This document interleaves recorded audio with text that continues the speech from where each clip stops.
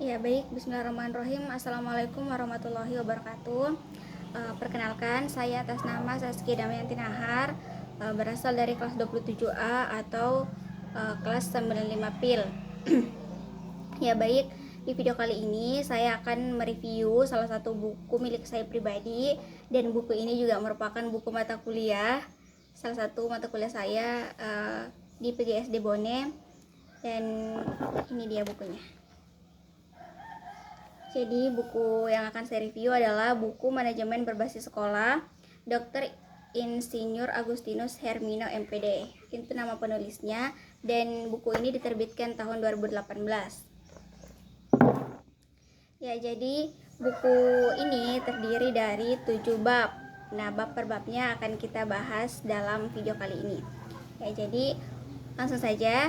Untuk bab pertama berisi tentang ulasan secara umum mengenai pendidikan, mulai dari pengertian pendidikan, kemudian unsur-unsur pendidikan yang terdiri dari peserta didik, pendidik, interaksi, kemudian tujuan, dan juga lain-lain sebagainya. Nah, lanjut ke bab 2. Di bab 2 berisi ulasan tentang kebijakan di bidang pendidikan. Nah, pada bab 2 ini akan diberikan pemahaman mengenai apa itu kebijakan, bagaimana itu kebijakan publik, kemudian akar lahirnya kebijakan pendidikan, proses lahirnya, kemudian tujuannya, kerangka pikirnya, serta analisis teoritis dan praktis dari kebijakan pendidikan.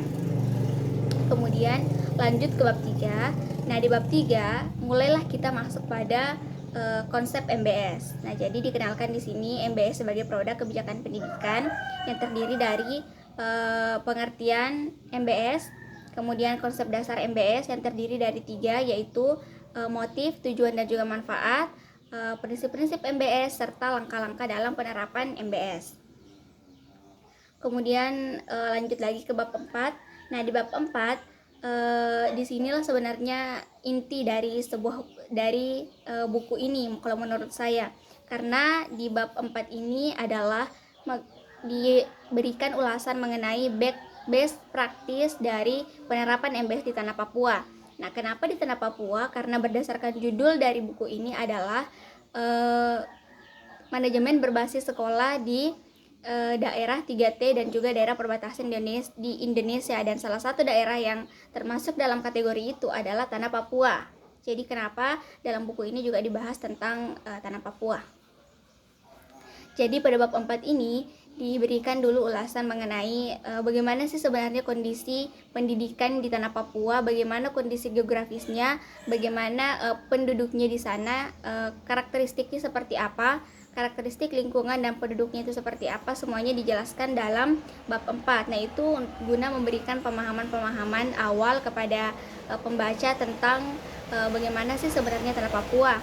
Kemudian lanjut bagian B, diberikanlah pemahaman mengenai bagaimana pendidikan di tanah Papua, mulai dari pendidikan dengan pendekatan sosial budaya ataupun pendidikan dengan berbagai model-model yang telah diterapkan. Kemudian lanjut pada bab 3. Nah, pada bagian 3 itu diberikanlah konsep-konsep mengenai pelaksanaan MBS di tanah Papua dengan berbagai tema. Nah, untuk lebih jelasnya teman-teman bisa langsung membaca buku MBS ini. Kemudian lanjut ke bab 5. Di bab 5 itu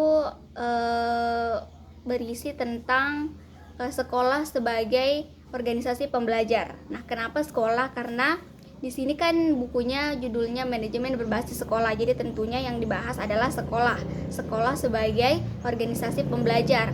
Artinya, sekolah sebagai organisasi pembelajar itu yaitu